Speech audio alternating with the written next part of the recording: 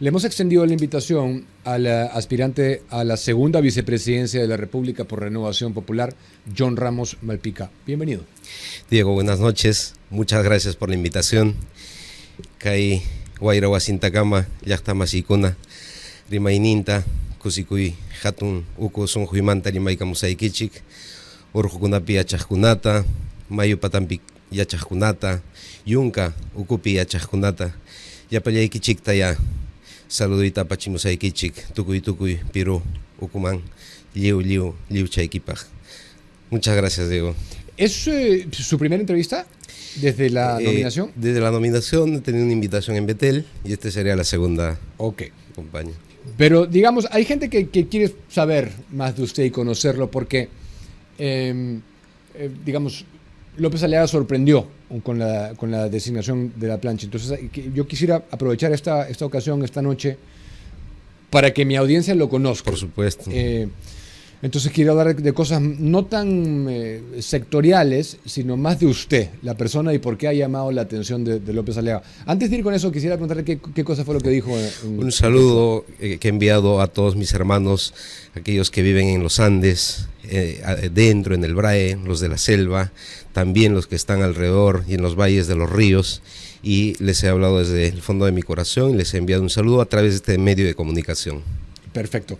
Bien. Cuéntenos de usted, ¿quién es John Ramos Malpica y por qué cosa cree que genera ese vínculo que hace que Rafael López Aliaga lo convoque para la plancha? Diego, reiterando de la invitación y esta oportunidad de que también nuestros hermanos del Perú entero puedan saber un poco más de mí. Yo soy nacido en Santillana, en la provincia de Huanta, en el departamento de Ayacucho. Lastimosamente tuvimos que salir, o sobre todo yo y algunos otros hermanos, a muy temprana edad. Hemos tenido que dejar el lugar de nacimiento por el problema del terrorismo. Yo perdí a mi padre a los 2 años y medio aproximadamente cuando lo asesinaron los terroristas, cuando incursionaron a mi casa y estaba rodeado de algunos hermanos míos, porque soy el último de 15 hermanos. Y 15 hermanos, ¿no? Sí. Entonces, estamos hablando más o menos del mes de febrero, y en febrero mis hermanos, algunos estaban de vacaciones, y como es natural y es común, sobre todo para la zona, Santillana queda casi camino al Brae, y en las vacaciones, pues, mis padres, mis hermanos mayores solían ir a la selva también a ser parte del cultivo que en algunas chacras que tenían, que poseían mis padres, y otro tanto de los mayores también que salían hacia la ciudad capital, que es Huanta, a llevar algún curso de repente de verano, ¿no? que se suele llamar. Entonces en ese mes, ya cuando mi padre también se preparaba para salir y darle el encuentro a mi madre que se encontraba en la selva, es que lastimosamente ingresan al domicilio. Esto ya lo sé porque obviamente me lo han contado mis hermanos mayores y sobre todo mi hermana mayor, la mayor de todos, Donatilda Ramos, que aún vive en Santillana, en el mismo distrito. Ella siempre, con el dolor de su corazón, porque no es fácil narrar estas cosas, pero para conocimiento de los menores pues teníamos que saberlo, ¿no? Y entonces cada vez que cuenta ella siempre derrama lágrimas, porque es muy doloroso, ella lo ha vivido, cómo han asesinado a mi padre, ¿no? Cuando lo cuenta, ¿quién? Mi hermana, la mayor, que la estaba acompañando a mi padre, y que ese día ella preparaba todo, porque, repito, ya mi madre se había adelantado con un grupo de sus hijos, de mis hermanos, y ella quedó marcada, porque imagínate, ¿no? El asesinato delante de uno mismo, pues impacta muchísimo. Y ella cuenta que cuando ya todos iban preparando las cosas, nosotros le llamamos las cargas que hay que subir a las mulas, al burro, a los caballos, para poder hacer una caminata de un día y medio, porque en ese entonces pues no habían accesos de carreteras, ¿no? Y entonces cuando ellos estaban preparando, y se suele salir muy temprano a esos viajes, que son de 1 de la madrugada, 2 de la madrugada, y ella cuenta que plan de 8 de la noche, que ya es bastante tarde para la zona altoandina, es que alguien toca la puerta y pide que le abran, ¿no? Y ella, como era la mayor, pues se acerca y pregunta, ¿pero quién es? Y ahí, en tanta insistencia, pues le dicen, Yanauma, Kichamuy Punkuta, cabeza negra, abre la puerta, ¿no? Ya con una voz fuerte. Y ella se asustó y no queda otra que abrir la puerta. Entraron a la puerta, tiraron y fueron de frente a buscar las habitaciones donde se encontraba mi padre. Ella cuenta que, fíjate cómo pasa esto, ¿no?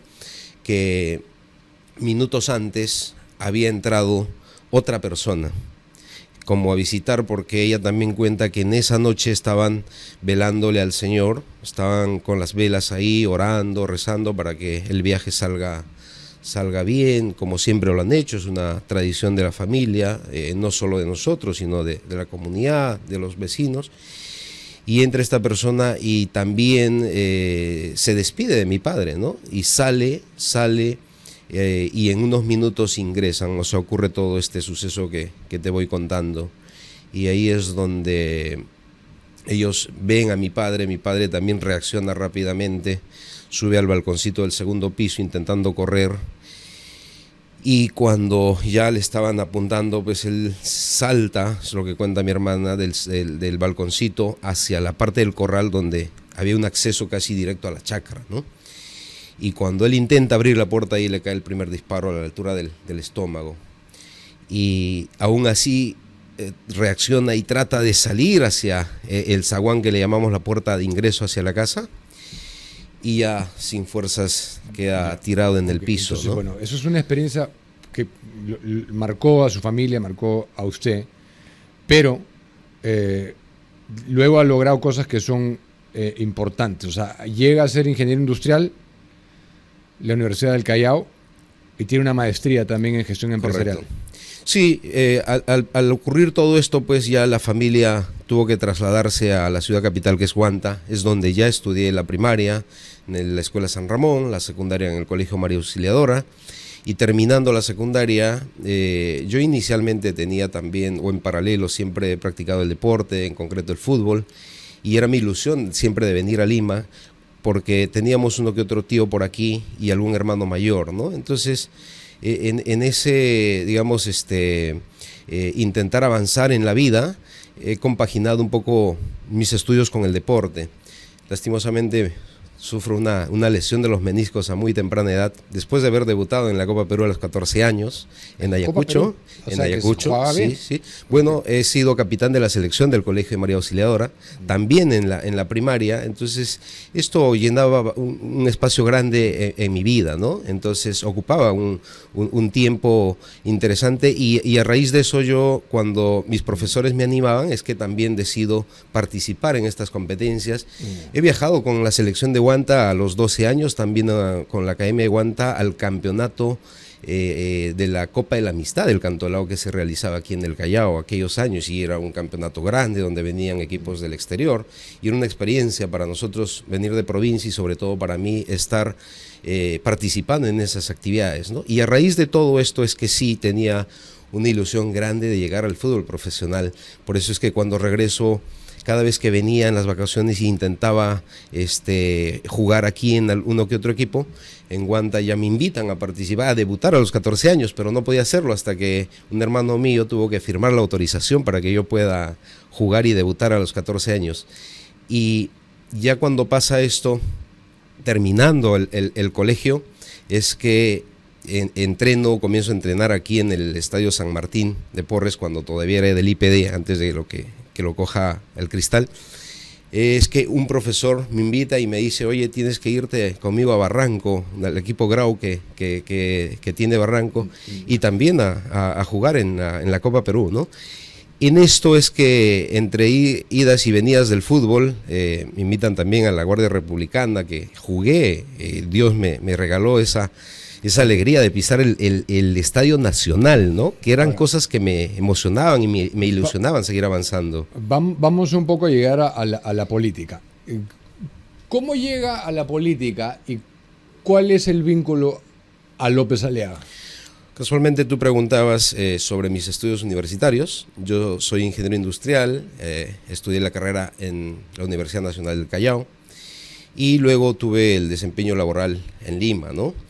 Entonces, en mi etapa de formación universitaria es que conozco a Rafael López Aliaga, a un programa que me invitan en un centro cultural de universitarios, en el cual asistían pues tanto alumnos del tercio y quinto superior de distintas universidades, ya sean estas públicas o privadas. Allí, pasando ya todas las entrevistas, es que llevando el programa de futuros empresarios, se llama el PFE, es que Rafael López Aliaga era uno de los docentes, además de ser director del programa. Y yo lo conocí allí, ¿no? Como profesor de ese programa. Un buen tiempo ya. Por supuesto. No, No. Muchos han pensado que el acercamiento ha sido ahora, coyunturalmente, por la política. No, pero yo lo conozco muchísimos años atrás, en el que luego de este programa yo me fui involucrando en las actividades que el Centro Cultural tenía en los conos, sobre todo. Me acuerdo claramente, en el 2007-2008 en Comas funcionaba un club hélice al costado del colegio UMTEC, del que promueve Rafael López Aliaga, y asistía yo para ayudar a los chicos en reforzamiento académico, con las matemáticas, con la química, con la física, y luego terminábamos haciendo deporte, que es lo que a mí me encantaba. Tanto es así que... Pero a él no tanto, ¿no? No, también. Yo he jugado con Rafael López Aliaga. ¿Fútbol? Fútbol he jugado. Como que tiene videos, pasa. Por favor. Y nosotros, cada vez que Rafael iba a patear, ya le decíamos, oye, el uñazo, el uñazo. Y mira, él apuntaba a un lugar y la metía ahí. O sea, yo me acuerdo claramente. Es más... Pago por ver, No, por supuesto. Entonces, estas actividades que se fomentaban en estos centros, pues hacían que cuando los chicos no tenían ánimo de asistir, siempre les poníamos un poco el deporte y ya llamaban, ¿no? Entonces era combinar un poco el deporte con la estrategia del deporte con los estudios, y siempre ha resultado eso, ¿no? Y luego, pues, yo después de trabajar ya aquí, mi experiencia laboral, respondiendo a tu pregunta, es que en el 2014-15 retorno a Ayacucho, emprendo un negocio familiar, como millones de emprendedores acá en el Perú, y estando allí estudio también la maestría en la Universidad Nacional San Cristóbal de Huamanga, en gestión empresarial. ¿En la San Cristóbal de Huamanga sacó la maestría? Exactamente, ¿no? Entonces, yo que había regresado después de muchos años, decido estudiar la maestría allí, y cuando estaba justamente estudiando la maestría es que habíamos sí tenido un tiempo distante con Rafael cuando yo retorné a Ayacucho, y él me invita a formar parte del equipo que estaba reestructurando en Solidaridad Nacional. Yo lo pensé muchísimo, nunca había tenido acercamiento con estas cosas, a pesar, Diego, de que cuando asesinan a mi padre, no te conté que él había sido alcalde del distrito de Santillana en 3 oportunidades, cuando aquellos años era ad honorem, o sea, no cobraba un solo sol. De hecho, cuando mi hermana cuenta, ya en ese momento él había cesado casi todos los cargos que puede tener una comunidad. Entre ellos era teniente gobernador, era juez de paz, era presidente de APAFA, porque somos 15 hijos, ya te imaginarás la cantidad de años que ha estado vinculado al colegio. Y cuando él era presidente de APAFA y llamaba mucho a sus hermanos de la comunidad a hacer cosas buenas en el servicio de todos, cuando ya comienza este enfrentamiento, es que a él comienzan a tildarlo y a buscarle cosas para lastimosamente llevarlo a este final infeliz, ¿no? Que es el asesinato. Pero volviendo al tema, pues te digo que... O sea, en el 2016 lo llaman. 2016 es que ya entre el 15 y 16 conversamos con Rafael y me plantea esto, ¿no? Yo, ya hace una década. También. Yo le digo, oye, déjame pensarlo, porque yo sé todo lo que ha pasado con mi padre, nunca he estado en este camino y yo sé que no es nada fácil, ¿no? Ahora, usted está hablando mucho de lo del sur. El Perú necesita una mirada especial al sur, con lo cual yo concuerdo. Ayacucho propiamente no es, ¿no? Pero no, pues es sur-centro. Pero coméntenos de eso, porque yo creo que eso va a ser tal vez tal vez lo que decida el desenlace final de esta elección. Definitivamente. Sin embargo, déjame hacerte un comentario muy breve.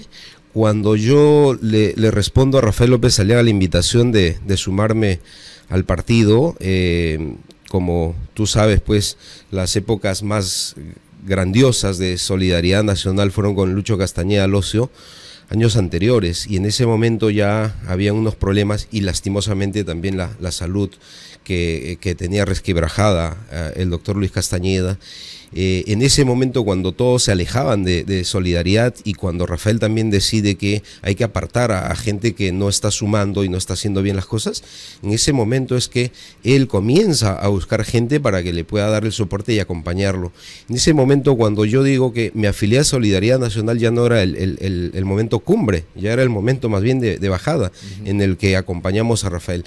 Efectivamente, ¿por qué Rafael insiste que yo lo apoye y lo acompañe? Porque justamente yo ahora que contactaba, o tu productor me contactaba, pues le decía que yo encantado, pero resido en Ayacucho. No es que como muchas otras personas de repente se afilian y tal, pero postulan por una provincia cuando tienen la vida acá. También resido acá en Lima, no tiene nada de malo eso, ¿no?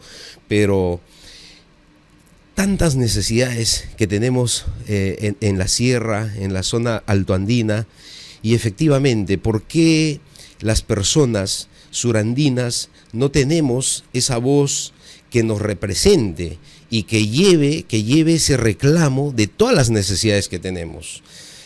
Respondiéndote ya a esta última pregunta, ¿cuántos años más, Diego, tienen que pasar para que mis hermanos ayacuchanos, huancavelicanos y aquellos que hemos usado la vía Libertadores-Huari, que ahora es desastrosa? Han habido tantos accidentes, incluso murió una exautoridad y que salió en todas las primeras planas, pero ¿cuántos hermanos míos mueren en una semana o en un mes y nadie dice nada? ¿Porque no son autoridades?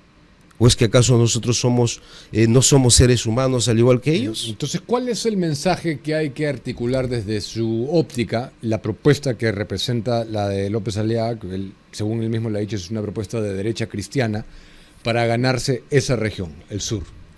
Cubrir las necesidades que son tan evidentes, Diego. O sea, aquí no hay que descubrir cosas, no hay que escarbar tanto. Te hablo de la infraestructura, que es un tema de conectividad, y esto mismo ocurre cuando vamos ingresando hacia el BRAE, una carretera. Ahora que comienza la temporada de lluvias, no sabes cuánto sufrimos nosotros para movilizarnos. Y imagínate los pequeños agricultores, ¿cómo sacan sus productos? ¿Cuántos plataneros, cuántos productores de cacao, de café, tienen que estar pernoctando días y días hasta que llegue buenamente una maquinaria y pueda quitar el lodo o el cerro que se ha venido y ha cubierto la carretera? Y esto sabemos que hacia el norte es un golpe tremendo con el fenómeno del Niño y todas las lluvias, pero esto mismo ocurre hacia la sierra, pero hacia la sierra no hay cámaras que están cubriendo, no hay gente que diga, oye, en el corazón del BRAE, ¿cuántos agricultores hacen colas? Repito, horas, días, para que sean atendidos. Esa carretera, ¿por qué no puede ser asfaltada, Diego? ¿Por qué no podemos tener unos puentes decentes donde no sean estos portátiles que viene el río y se los lleva? O sea, esto es el sentir natural de mis hermanos. Exactamente. Y esto es, hablándote, mira, es la conexión que cuando tú llegas al margen derecho, para llegar al margen izquierdo y cruzar un puentecito, nos separa a nuestros hermanos del Cusco. Y tranquilamente por ahí, como ahora Rafael López Aliaga está planteando, oye, hagamos unas autopistas que den conectividad tanto por el BRAE como también la entrada de mis hermanos de Apurímac, de Abancay, que ya está, y por supuesto que hay que seguir usándolo y además dándole un buen mantenimiento. Y otro dolor de cabeza, otra queja que también creo que en algún momento de los alcaldes que vienen de Junín y Huancavelica, hay una carretera interregional que corresponde a Provías Nacional, que es la que va por la carretera central, saliendo de acá a Lima, llegas a Junín y te conectas hacia Huancavelica, llegas a Iscuchaca, Diego, con una buena carretera, y luego el tramo de todo Huancavelica, mira cómo es, ¿no? ¿Y por qué uno dice, oye, el sur se levanta, reacciona, pues por estas cosas. Trocha. Porque luego de Iscuchaca comienza una trocha y que cada vez hay derrumbes, es muy angosta y está en el borde del Mantaro. Igual. Sí, Tantos accidentes que ocurren en esta vía y que conecta con Ayacucho. El mensaje puede llegar a regiones que se han mostrado un poco reacias al diálogo, como Puno, en Juliaca. Se podría llegar ahí. Y quiero que me explique qué cosa es el Plan Sur. El Plan Sur específicamente. El Plan Sur o el Plan Andino del Sur que estamos trabajando es justamente que se cubran estas necesidades. Darle atención a la infraestructura, que sin conectividad, sin comunicación, estamos aislados. La misma vía Libertadores, Diego, cuando yo utilizo el bus, ¿no? Y cuando hay un derrumbe, pues me deja un día, 2 días ahí, y niños y ancianos. Entonces, si esto se convierte en una autopista, beneficia, repito, como Plan del Sur, es Huancavelica, Ayacucho, Apurímac, y también hay una línea que nos conecta por Abancay hacia Cusco. Fíjate a todas las regiones que está impactando. Además de ello, cuando hablamos del Plan Sur, estamos hablando, en su momento el Perú estuvo lleno de vías férreas. Y había un tramo ya que se había trazado desde la carretera central, que llegando a Junín y llega el tren Macho a Huancavelica, esa debió haber continuado hacia Ayacucho. Y tampoco ha llegado hacia Ayacucho. Entonces, estas cosas son los que contiene el Plan del Sur andino. El Plan Sur es más que todo infraestructura. No, además de infraestructura, también en el plan que estamos trabajando está la arborización de los Andes, que es un tema que Rafael no desde ahora, lo viene incluso ya en la 11ª edición de su libro de oportunidades de inversión en el Perú, habla de poder arborizar todos los Andes peruanos, sobre todo con el pino. ¿Y por qué no sacarle esa gran ventaja? Porque tenemos una variedad de climas mucho mejores que el de Chile, y en 10, 15 años, y esto sí se los explico a mis hermanos allá en Quechua, y les digo, no es un engañamuchachos, no en 5 años, no en 8 años vamos a comenzar a cosechar esto, sino que se van a empoderar ustedes siendo los productores, los principales productores de pino, por encima de Chile en 15 o 20 años. Y en 15, exactamente, porque si no tienes infraestructura, ¿por dónde? Por eso ahora ves cómo el Plan Sur está articulado y comienza con la conectividad. Y no solo eso, Diego. Rafael habla también de la laguna de Choclococha de mis hermanos de Huancavelica, que podría instalarse tranquilamente un hotel de 5 estrellas. Tener un aeropuerto, ¿no? Muchos ahora han dicho que esa es una cosa inalcanzable, cuando lo mismo dijeron de la Vía Express del Sur, después de 40, 50 años. Lo mismo dijeron que era imposible hacer la Ramiro Prialé y llegar y cruzar hacia la carretera central. No hay imposibles, Diego. Hay países vecinos nuestros, como Colombia, que tienen aeropuertos internacionales. Un turista que llega al Perú, aterriza en el Jorge Chávez, recorre, hace sus city tours en Lima, luego se va a Cusco, hace también su recorrido y tiene que regresar necesariamente a Lima para irse a Europa o Estados Unidos. ¿Por qué ese costo de ese pasaje, Diego, no se sigue usando y de repente extendiendo hacia Bancay, hacia Ayacucho, haciendo ese recorrido del túnel y desde donde esté tomar su vuelo de regreso? Porque solamente para regresar a Lima tiene que pagar, y en primera clase, ¿no? Tiempo, claro. Entonces, esto es parte del Plan del Sur.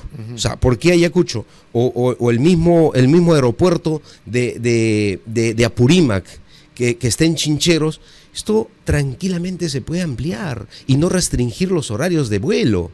Y encima tenemos a Huancavelica sin un aeropuerto. ¿Cuántas otras regiones no tienen aeropuerto? Con grandes posibilidades de desarrollo de turismo. Y es parte también del Plan del Sur, poner en valor lo que ahora mismo en Ayacucho tenemos el segundo gran imperio del Perú, una cultura panandina. Pero considera que puede ser más fácil de repente, porque vio lo que pasó con Philip Butters, que era precandidato en ese momento, muy accidentado, muy violento se tornó el tema.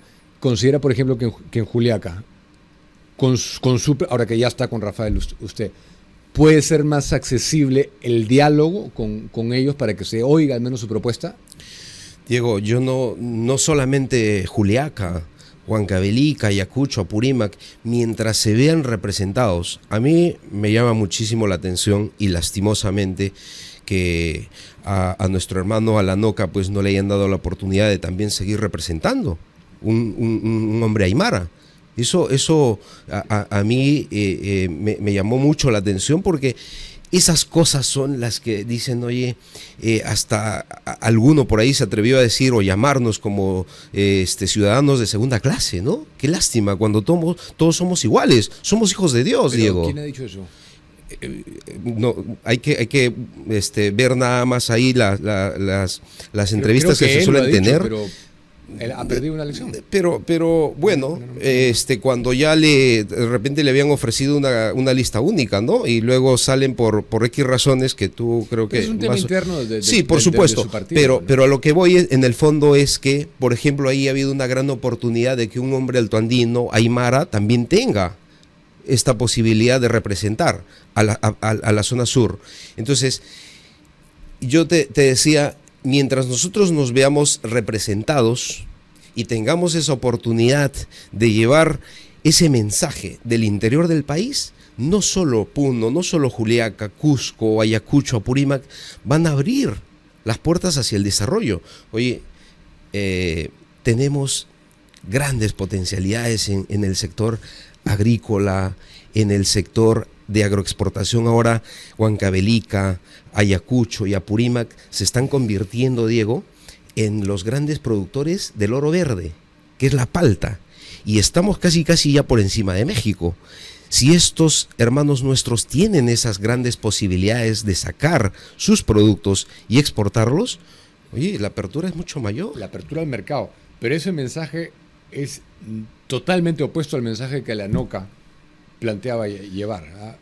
Bueno, yo te mencioné el tema de nuestro hermano Alanoca por lo que representa también, ¿no? Es un hombre altoandino y un hombre aymara, pero luego... Pero la representación se traduce en ideas. Pero también. por supuesto, y No, por eso digo yo... No es solamente que soy altoandino y represento. Porque... No, por supuesto, pero por eso mismo es que yo sí te expongo cuál es la visión y cuál es el plan del sur andino que tenemos nosotros, de aperturar el mercado, ¿no? Somos un partido pro mercado, abiertamente. Así es. Bien. Bueno, es la primera, espero de varias. Será la ocasión para conocerlo y que mi audiencia lo conozca. Y yo le agradezco de verdad que haya venido esta noche. Muchísimas gracias a ti, Diego, y también Yachta Masikuna, Waujipanikuna, Kai Sun Kusikui Sun Juiwan, mi saludo tapachimuy kichik, yapayay kichikta. Muchas gracias, Diego. Gracias. He agradecido también a mis hermanos y a mis hermanas por haberme escuchado por este medio. Claro que sí. Son las 7:59 y le agradecemos al señor ingeniero John Ramos Malpica por haber estado con nosotros. Y ahí lo tienen.